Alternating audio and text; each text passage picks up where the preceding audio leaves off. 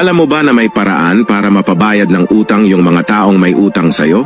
Psychology Facts Part 5. Magugulat ka na lang dahil gumagana talaga ito. Pag ikaw ay maniningil, ipaalala mo sa kanya na responsibilidad niyang magbayad sa lalong madaling panahon. Huwag kang magtatanong ng, kailan mo pre babayaran yung utang mo? Kundi, tanungin mo siya ng, pre, kaya mo na bang bayaran bukas yung utang mo? Pag sumagot ng oo, edi panalo ka. Pero kung sumagot ng hindi dahil masyado itong rush, tsaka mo naman gawin ang pinaka-importanting steps ng pagsingil, ang panggi-guilt trip. Tanungin mo siya ng katulad nito. So paano natin masisettle to pre? Kailangan ko na din kasi ng pera.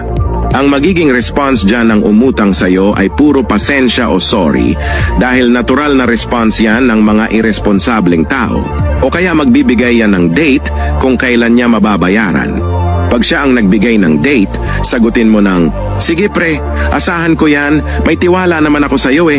At pag sumagot naman siya ng, pag nagkapera na lang ako pre, huwag mong tanggapin ang ganong sagot. Ikaw na mag-set ng date at sabihin mong kailangan mo na talaga ng pera. Tandaan mo lang na lagi ka lang dapat mahinahon habang kausap mo ang tao. At huwag kang mahihiyang maningil dahil di mo pinulot ang pinautang mong pera.